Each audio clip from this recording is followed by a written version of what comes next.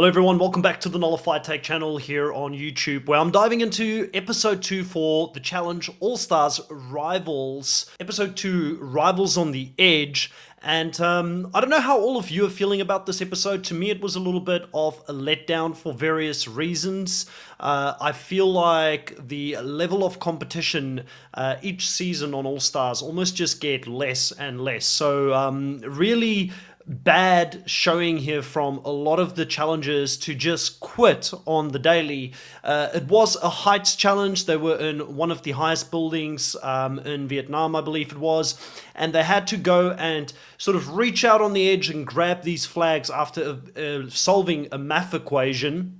And most teams felt extremely comfortable to quit since there was no penalty for coming in last place. I felt like in recent seasons, one of the things that the challenge production team has done extremely well, they've actually put consequences into it if you were to come last in a daily challenge. And obviously this season is going to be none of that. We finally get to understand the format. Whoever wins the daily challenge outright has the right to put a team into an elimination, but then it will come down to a house vote. Now, the house vote sometimes can be interesting because it comes down to a political game, and there are definitely pockets of people in this game that have worked together before, and we spoke about that in our preseason draft. But you know, for me personally, I really like the last team on the daily challenge goes in. The challenge to me needs to come down to your ability to perform in these daily challenges, and I was with TJ very frustrated at seeing people like Anissa get an easy out. Obviously she was not the only one. There was plenty of people who did not even try. Beth didn't try, for instance, and many more didn't even attempt to go out there and do it. But hats off to the two teams that actually completed it, both Adam and Steve, who becomes the biggest threat after this episode. They were willing to jump off the platform to reach that last flag as they were jumping. And then obviously Fessy and Amber having an extremely solid showing here, not even having to jump off the platform, but Fessy keeping Amber up as she was stretching to actually reach that bottom flag, which to me was very impressive to see. And also hats off to someone like Amber, who had to display some serious core strength, some serious back strength to do that and not lose her footing and take Fessy tumbling down with her from that building. On a personal note, I fully get why people were scared to do this daily challenge. I mean, even the three very strong teams at the end who did not compete in this daily challenge with Leroy and Devin, Turbo and Nani, and I think it was maybe like Melissa and Nicole, they also didn't do it. I can understand why they didn't do it. It could have put them in a position of risk, but I think everybody at this stage knew that Amber and Fessy most likely won that challenge outright, and I think Nani and Turbo would have felt pretty good in that scenario because Nani does have, at this stage, still that really good relationship with Fessy, who's good friends with Casey, obviously her girlfriend at the time. So I can understand why they didn't do the daily. And then I think Devin obviously would have still felt a very strong connection to them as well, having played many seasons with them recently as well. So there was no need to do it. And it was crazy to see the weather conditions that was out there, and definitely would have been too dangerous to do a challenge at heights with all that rain and cloud and probably visibility not being good there, everything becoming more slippery. They definitely made the right call not to complete the challenge on the day and to potentially move everything in the timeline out to the following day if they wanted to go out there and still compete. But yeah, massive performance by Amber and Fessy. They are going to be a serious target this season and will be tough to beat. It's interesting seeing those two come together, and I think they're one of those teams, if they can have a solid season, if they win this season together, they get to the end, I could see them becoming friends. Like they are forced to work together here, and this could bode well for them in future seasons as well. Adam, all this back and forth about how he was done hard by Steve, yada yada. I don't know, like it still just does not fit or doesn't feel right to me. I know it's for the show, but get over it, man. You're now on a team with this guy and you got to make it work. And I think he is going to be very happy about Steve being his partner at the end of the season because he's a very solid partner to have, and they're looking like a very strong team as well coming into this season. Talking about Adam and Steve, hats off to them for winning the elimination. Obviously, Fessy and Amber ends up throwing Beth and Janae down there to go up against them, and it was never even close. Like, Adam and Steve absolutely mopped the floor with them. The edit tried to make it look close. Everybody on the sidelines was saying how close it was, but they were all gaslighting us, in my opinion. I think that Adam and Steve weren't even kicking it into high gear against Beth and Janae. It's sad to see someone like Janae go out in this fashion because she is a bona fide champion. She's someone that is actually really good at the Challenge All Stars specifically.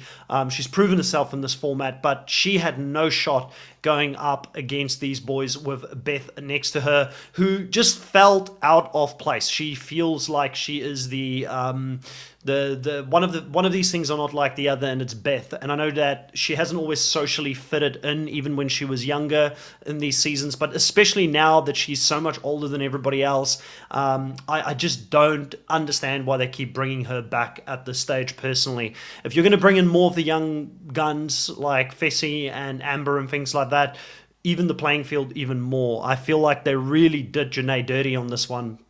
And yeah, like the elimination, like the whole, we've kind of seen this elimination before where you have to put the poles into these tubes and they all have to go to this different color section within the tube, which I thought was pretty cool because both of them had to be in there at the same time. The previous one, they had to go from one end to the other, I think in season 40 Battle of the Champions, and they're kind of reusing this elimination in a smart way. That's one of the things I do love about the challenge, and I always say it, is that they keep innovating and using the same format, but adding a couple of tweaks to different eliminations and dailies to still keep it fresh and interesting.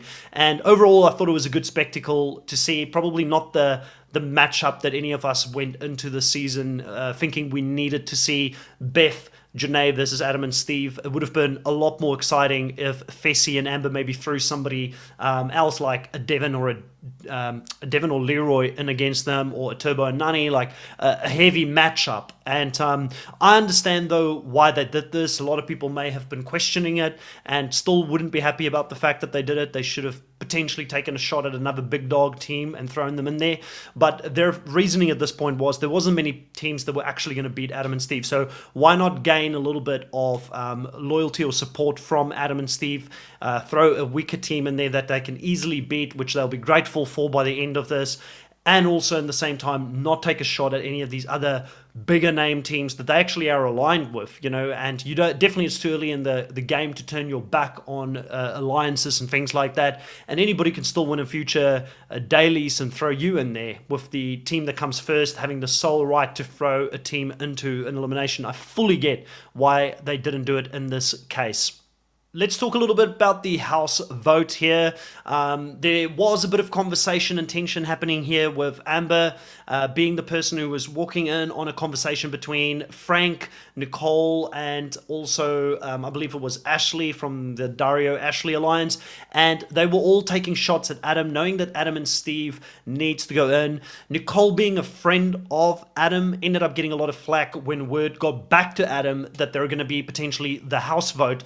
But Amber, who was so upset about this with Nicole, have not realized that she's got a potential rat in her midst, because she did go to Veronica and let Veronica in on some of the conversations that were going on, thinking that her and Veronica are tight and that they will definitely have each other's back. But then the challenge is a strange game where people play these games for over 20 years together, and Veronica's got so much more allegiance to the OGs with both Adam and Steve here, knowing that this vote was coming their way, and they did not basically rat Veronica out. So Veronica is someone that is going to be a sleeper cell in that potential Amber alliance that will always be able to go back and tell information to the OG alliance, which I think is going to be very useful to people like Adam and Steve, who's going to need alliance members if they're going to get to the end of this season.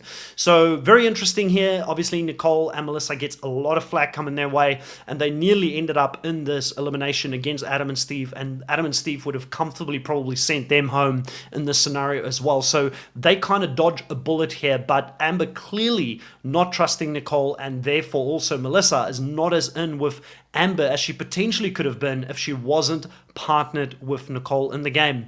We also see more house drama at the end of the episode with Kellyanne and Sylvia going at it. Clearly, those two just do not get along. They're like oil and water, similar to the Janae and Beth alliance, where Sylvia has a go at Kellyanne for not having a family and talking about the fact that she's only got the dogs, which Kellyanne is very passionate about.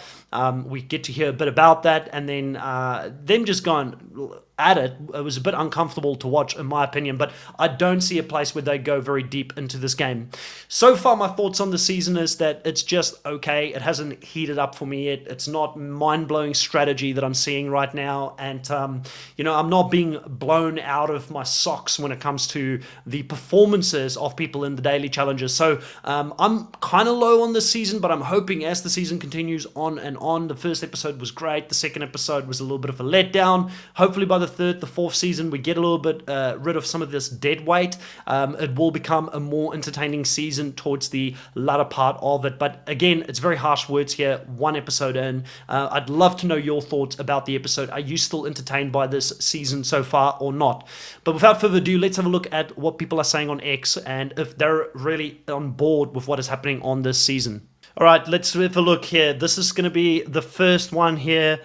Someone saying, Kellyanne is so real for this because WTF is anyone doing there if they're not going to try at least? And that's what I'm talking about. Just feeling really let down by the level of competition this season, and agree with Nicole at Nick Tweets here on X saying this because she had a proper go at Sylvia, and this is what triggered Sylvia because obviously Sylvia felt very insecure about her own capabilities as a challenger and not being able to step up in this moment when she needed to, so she needed to deflect that insecurity back onto Kellyanne when they had this go at each other. Fully agree with Kellyanne. Kellyanne's just like an OG gangster. She's someone that wants to go out there and dominate her challenges. It's one of the things I absolutely love about Kellyanne. She's not the greatest political player, but man, does she have a big ticker and a big heart to just keep pushing.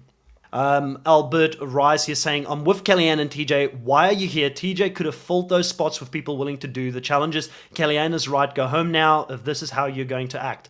In my opinion, blame production more than the contestants. The contestants are who they are. We're getting these same people come back season after season who've got seasonal tickets. They're even being promoted to run the official challenge podcast and represent the brand. So clearly this is the kind of caliber of people that production want us, the fans, to love and see. They probably think that it's enjoyable for us, the viewers, to see people quit and not complete the daily challenge. So definitely a bit more of a spotlight should be put on the production team and the casting department than what there is on the players themselves, in my opinion.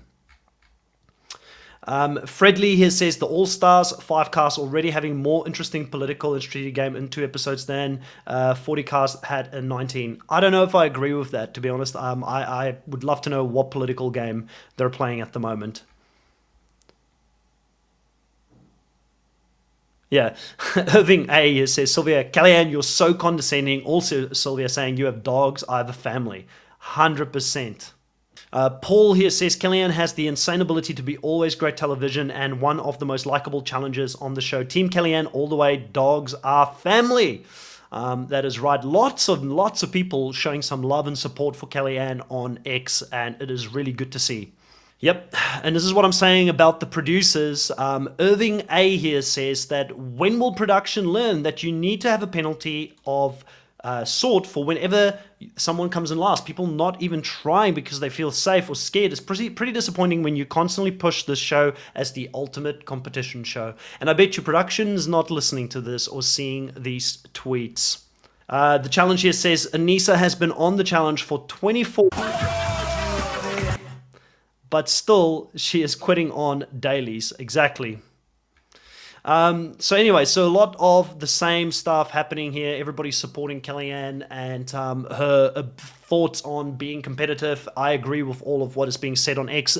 If you want to have me read some of your comments in future recaps and reviews here on the channel, please at me at TNT_take on X, and I will read your comments on these videos. But for now, that's it. That's all I've got for this episode of The Challenge. I would give it a solid 6 out of 10 maybe at this point for me. It wasn't the most exciting episode, but also not the worst episode I've seen ever. I think that there's plenty of legway or room for us to see some great competition, great rivalries here this season. And if I'm sounding a little bit down, I do apologize. I'd love to know your thoughts. Did you enjoy seeing so many people quit? Because maybe that is the reason that I'm coming into this a little bit more low-key than usual on this recap.